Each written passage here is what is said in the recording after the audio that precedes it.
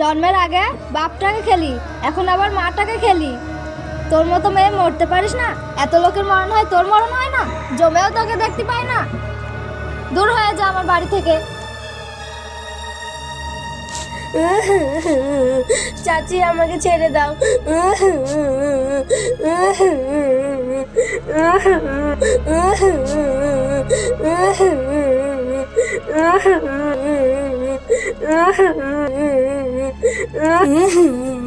চাচি আমিও আল্লাহর কাছে এই দোয়াই করি, মা তুমি চলে গেলে আমায় কেন নিয়ে গেলে না?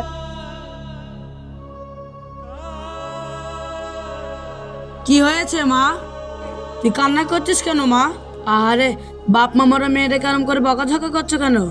সবে মেয়েটির মা মারা গেছে, এখনই তুমি বকাঝকা করছো? তাই আমি বলছি মেয়েটিকে আর বকাঝকা করবে না, তাই আমি বলে দিলাম। আয় মা, আমার কাছে আয়।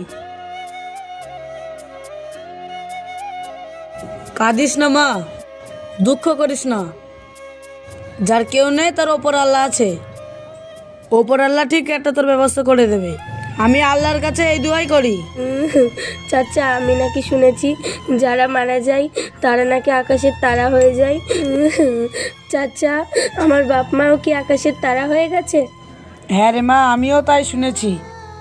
চাচা তাহলে আজ রাতে আমিও আকাশের দিকে তাকিয়ে দেখব কোনটা আমার মা কোনটা আমার বাবা।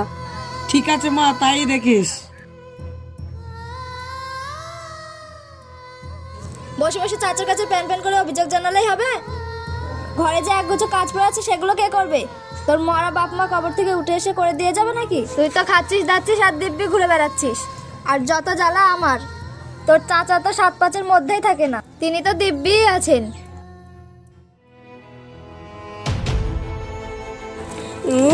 চাচি আমি একটা অভাগিনী, আমি একটা পোড়া কপালি। চাচি আমি যদি অভাগিনী না হতাম তাহলে আমার বাপ মা আমাকে এভাবে ছেড়ে চলে যেত? তুমিই বলো চাচি, আমি সত্যি একটা অভাগিনী। চাচি আমায় কি করতে হবে বলো?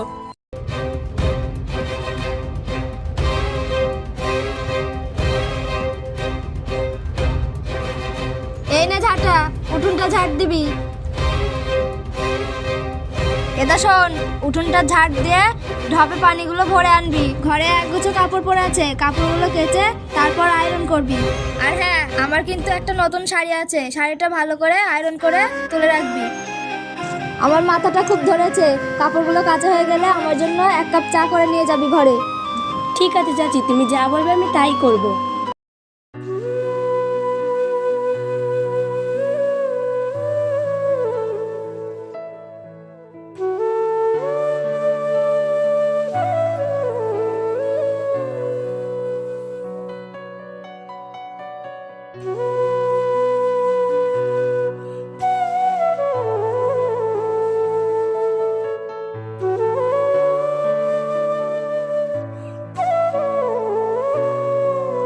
এই নে, কাপড়গুলো ভালো করে কাচবি।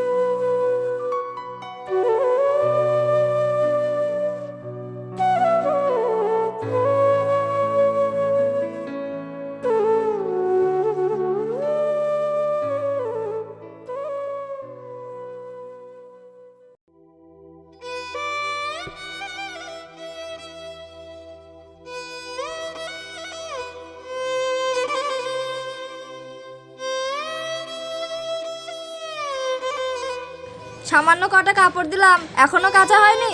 শুধু গিলতেই পারিস? এ কটা তো এখনো কাঁচা হলো না, এগুলো কখন কাচবি? চাচি তুমি কোনো চিন্তা করো না, আমি তাড়াতাড়ি কেচে দিচ্ছি। কাপড়গুলো কাঁচা হয়ে গেলে কি করতে বলেছিলাম মনে আছে তো? হ্যাঁ চাচি মনে আছে, 1 কাপ চা করে দিতে হবে, তাই তো? হ্যাঁ।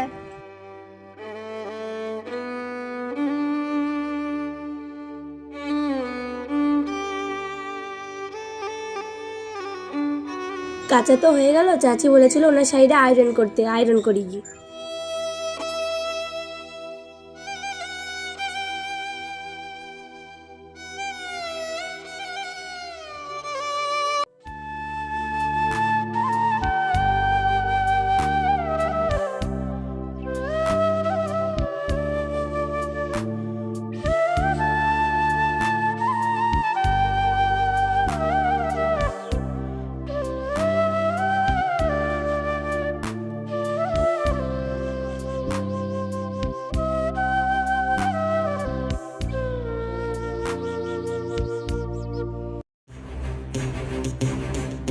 এই বর্ষা, পোড়া পোড়া গ্যাস করছে কেন রে? এই, তুই আমার সাদা শাড়িটা এভাবে পুড়িয়ে ফেললি?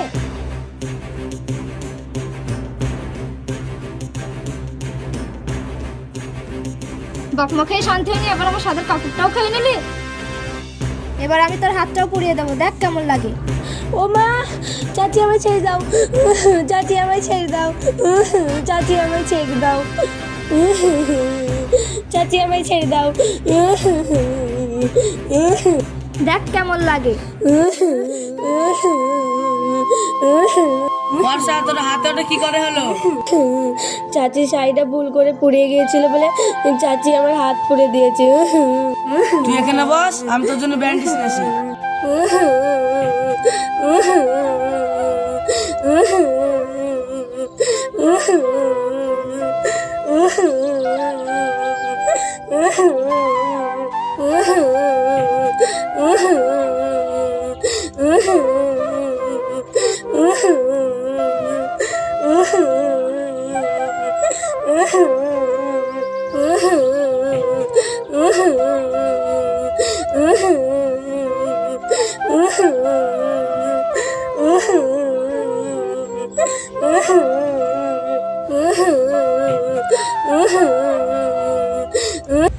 ওগো শোনো, এদিকে এসো।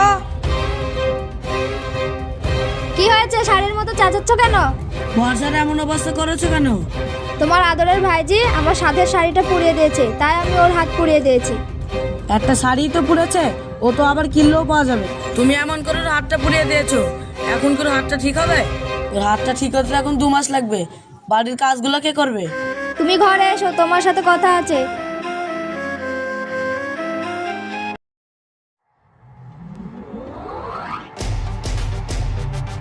শোনো, আমি আজ তোমাকে সাপ সাপ জানিয়ে দিচ্ছি, আজ তোমার আদরের ভাইজি এ বাড়িতে থাকবে, আর নয় আমি এ বাড়িতে থাকবো। না চাচি, তোমার বাড়ি, তোমার ঘর, তুমি কেন বাড়ি থেকে চলে যাবে? আমি কাল সকালে তোমাদের ওঠার আগে আমি চলে যাব। আমার এই পোড়ামুখ তোমাদের আর কোনো দিন দেখাবো না। তুমি বসে কমন করে না বললেও পারতে। বাপ মা মরা মেয়েটাকে এভাবে চোখে জল ফেলালে তো তুমিও একদিন বুঝতে পারবে। আল্লাহ না করুক একদিন তোমাকেও চোখে জল ফেলতে না হয়, সেই দিন চোখে জল মুছানোর জন্য কেউ থাকবে না। তুমি ডুকরে ডুকরে কাঁদবে আর অধরে জল ফেলবে।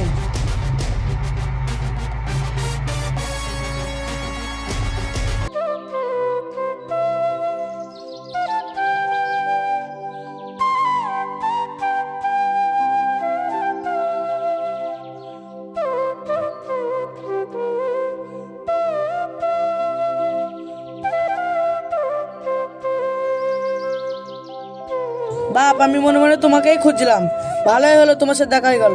কেন চাচা, কি হয়েছে? বাপ, আমার এই মেয়েটাকে তোমার হাতে তুলে দিলাম, তুমি রানার কাছে পৌঁছে দিও। ঠিক আছে চাচা, তুমি কোনো চিন্তা করো না, তোমার মেয়েকে ঠিক পৌঁছে দেবো। চাচি তুমি ভালো থেকো, চাচা তুমিও ভালো থেকো, আর তোমার শরীরের যত্ন নিও। চাচা আমি আসি, চাচি আসি।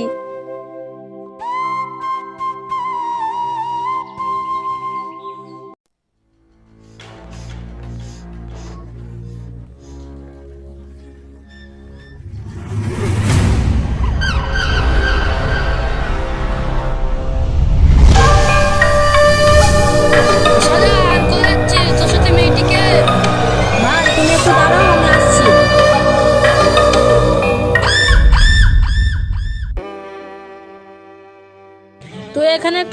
আমি কথা বলে আসছি। ভাই ওটা কে? তুই এখানে একটু দাঁড়া, আমি কথা বলে আসছি। ঠিক আছে, তুমি কথা বলে আসো, আমি এখানে থাকছি।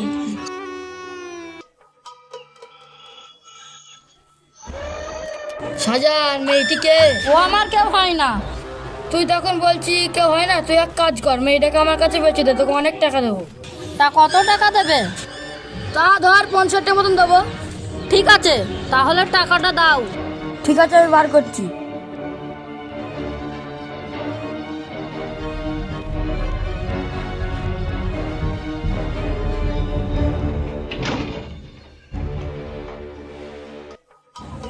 এই তোরা এইদিকে আয়, নতুন একটা পাখি পেয়েছি।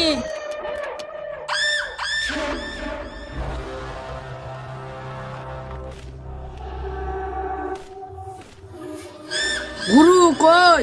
ওই দেখ, পাখিটা তো বেশ সুন্দর। তোমরা কারা? তোমরা আমার দিকে এভাবে তাকাচ্ছ কেন? তোমরা আমার দিকে এভাবে আসছো কেন? তোমরা কারা? তোমরা আমার দিকে এভাবে তাকাচ্ছ কেন? তোমরা আমার দিকে এভাবে আসছো কেন?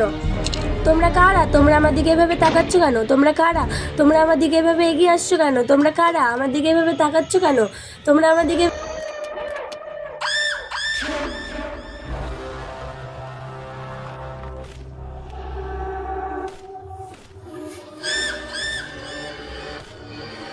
এখন তো শুধু দেখাচ্ছি, এরপর তোমার সাথে কবাডি খেলবো। কবাডি কবাডি কবাডি কবাডি।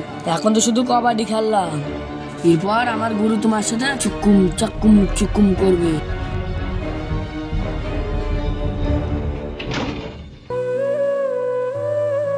কে কোথায় আছো? আমাকে বাঁচাও! তুমি আমার ওড়না ছেড়ে দাও, আমার ওড়না ছেড়ে দাও। কে কোথায় আছো? আমাকে বাঁচাও!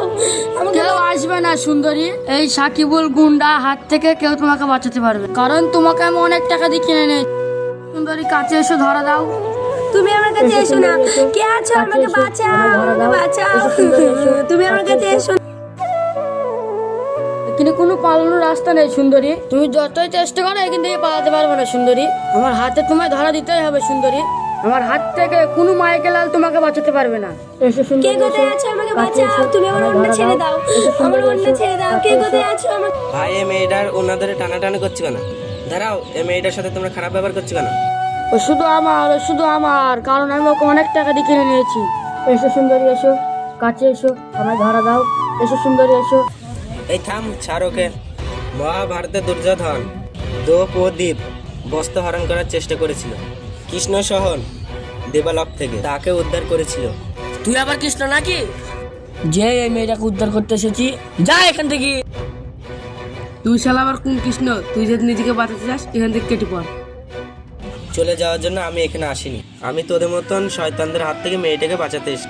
আমাকে ওপর আল্লাহ পাঠিয়েছে। হাই, তোকে ওপর আল্লাহর কাছে পাঠাচ্ছি।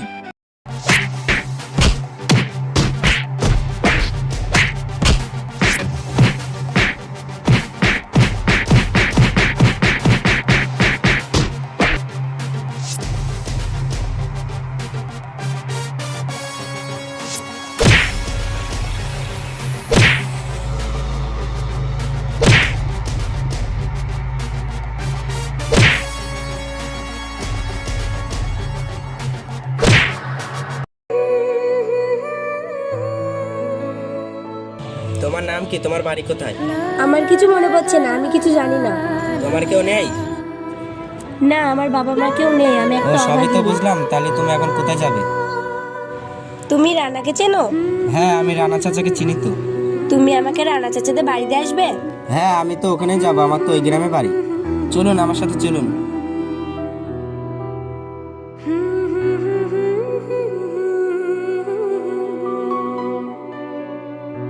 ও রানা চাচা, রানা চাচা বাড়িতে আছেন নাকি? হ্যাঁ আছি, তুমি কে? চাচা আমি রাজ। ভিতরে আসো। বাবা, মেয়েটিকে? তুমি মেয়েটাকে কোথায় পেলে? মামা, তুমি আমাকে চিনতে পারছো না? আমি লিপিকার মেয়ে বর্ষা। মা বর্ষা, তুই এত বড় হয়ে গেছিস? আয় ভিতরে আয়। চাচা আমি তবে আসি। ঠিক আছে, আবার আসবে। ও গো মর্জিনা মা, বলে শুনছো? দেখে যাও কে এসেছে। কে এসেছে? ও বর্ষা, ভালোই হয়েছে, আজ বাড়ির কাজের লোকটা চলে গেছে। আজ থেকে বাড়ির কাজ সব তুমি করবে, কি পারবে তো? হ্যাঁ পারবো, আমার কোনো অসুবিধা হবে না। তুমি কি গো, মেয়েটা আসতে না আসতে তুমি বাড়ির ঝিয়ে কাজ করাবে? এটাকে তুমি ঠিক করছো? এই বয়সে যখন স্কুল যাওয়ার কথা, ওকে দিয়ে বাড়ি কাজ করাবে? কেন তুমি করতে পারো না? তুমি থামো, তুমি আর একটা কথাও বলবে না। আর মেয়েদের বেশি পড়াশোনা করতে নেই, চাকরি বাকরি তার পাবে না। আমাকে বেশি বকিও না, আমার মেকআপ করতে ভুল হয়ে যাবে।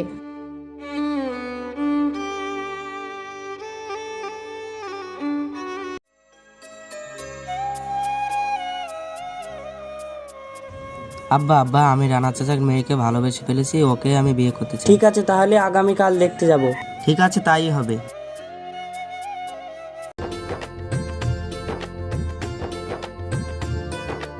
ও রানা চাচা বাড়িতে আছেন নাকি? বাপ, তুমি কি ব্যাপার? ভাই, আমার ছেলে তোমার মেয়েকে খুব ভালোবাসে, তাই তোমার মেয়েকে দেখতে আসলাম। তা তোমার মেয়েটাকে একটু ডাকার ব্যবস্থা করো। দাঁড়াও ভাই, ডাকছি। কই গো মর্জিনা মা, মর্জিনাকে নিয়ে এসো। আব্বা, আমি যে মেয়েটাকে ভালোবাসি এটা সেই মেয়েটা নাই। এই তো সেই মেয়ে। ও ওই মেয়েটা তো আমার নিজের মেয়ে না, ওটা তো কাজের মেয়ে। ওই কাজের মেয়ের সাথে আমি তোর কোনোদিন বিয়ে দেব না। এই মেয়ে, একটু শোনো, এদিকে এসো। শোনো, তোমার সাথে একটু কথা আছে। শোনো মেয়ে, আমার ছেলে তোমাকে না চিনলেও আমি খুব ভালো করেই চিনি তোমাদের মতন মেয়েকে। তোমরা মেয়েরা বড় লোকের ছেলেদের টাকার জন্য ভালোবাসো। এই নাও আমার কার্ড। আমার ছেলের জীবন থেকে সরে যেতে তোমার যত টাকা চাই আমি দিতে রাজি। আপনার ছেলের সঙ্গে তো আমি এখনো ভালোভাবে মিশলামই না। আগে একটু ভালোভাবে মিশে দেখি আপনার কত টাকা আছে, তারপর নয় ভেবে দেখবো।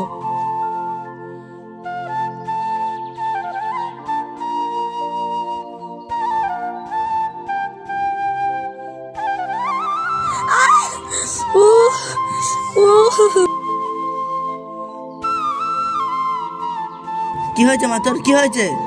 দেখো না বাবা, মেয়েটার হাতে রক্ত বার হচ্ছে। দেখি। ও কিছু না, কিছু হয়নি। ও একটু কেটে গেছে, ও ঠিক হয়ে যাবে। গরিবের রক্তের আবার দাম আছে নাকি? অত কথা বাদ দাও, হাতটা একটু আগিয়ে দাও। চাচা, তোমাদের ঘরে ব্যান্ডেজ আছে? ব্যান্ডেজটা নিয়ে আসো। ঠিক আছে বাবা, আনছি। এই নাও।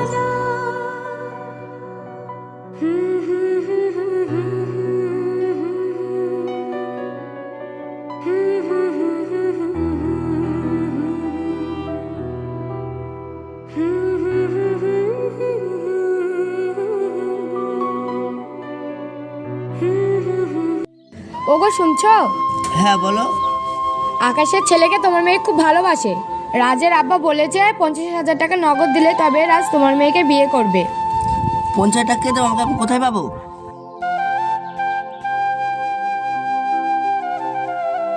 কি হয়েছে মামা? মামা, আমাকে কি বলা যাবে না? তুই শুনে কি করবি? মামা, বলেই দেখো না। তবে শোন, তোর বোনের বিয়েতে 50 টাকা লাগবে। ঠিক আছে মামা, আমি তোমাকে টাকা জোগাড় করে দেবো।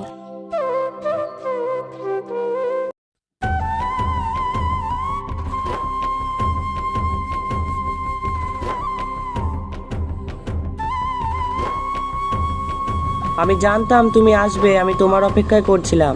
বলো তোমার কত টাকা চাই? আমার 1 লাখ টাকা চাই, 1 টাকা কম হলেও চলবে না। ঠিক আছে, তোমাকে 1 লাখ টাকাই দেয়া হবে। শর্তটা মনে আছে তো? হ্যাঁ মনে আছে, আপনার ছেলের জীবন থেকে সরে যেতে হবে, তাই তো? ঠিক আছে, তুমি এখানে একটু দাঁড়াও, আমি আসছি। হ্যাঁ, এই নাও।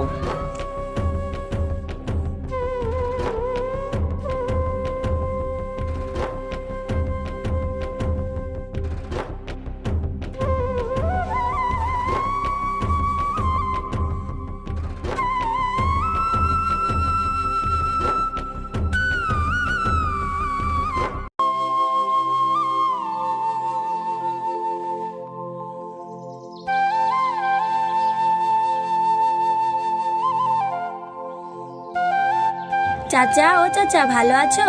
হ্যাঁ মা, ভালো আছি। আয় মা, আমার কাছে আয়। আর তোকে কোথাও যেতে দেব না। যদি না খেতে পেয়ে মরে যায় তাও তোকে কোথাও পাঠাবো না।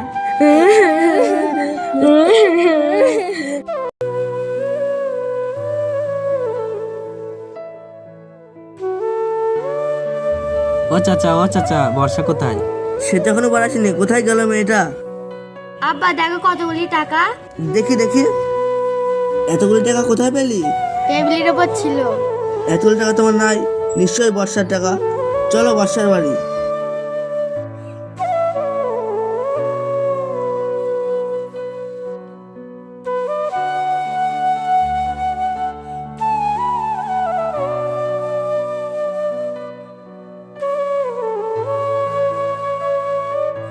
তোমরা এতগুলো টাকা নিয়ে কোথায় যাচ্ছ? দেখি দেখি, এ টাকা তো আমার। তা বর্ষা কোথায়?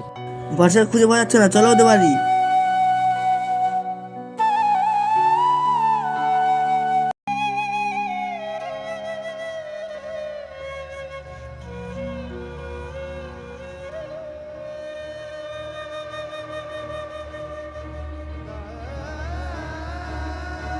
মুনমুন, বর্ষা কোথায়?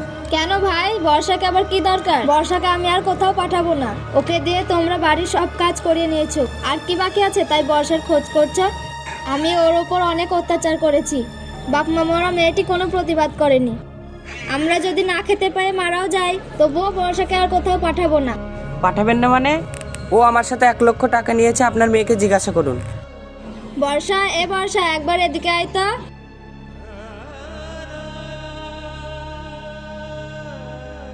কি হলো চাচি? উনি বলছে তুই নাকি ওনার কাছ থেকে 1 লক্ষ টাকা নিয়ে এসেছিস। চুপ করে থাকিস না, টাকাগুলো কোথায় রেখেছিস আমাকে বল। অতগুলো টাকা কোথায় রাখলি আমাকেও তো বললি না। ও কি করে বলবে? টাকাগুলি তো আমার কাছে। আয় মা, আয় এদিকে আয়। তোকে এই কাজ কে করতে বলেছে বল? কেউ না, আমার মনে হলো তাই। মামি, আমি থাকতে আমার বোনের বিয়ে হবে না, তাই কোনোদিন হয় নাকি?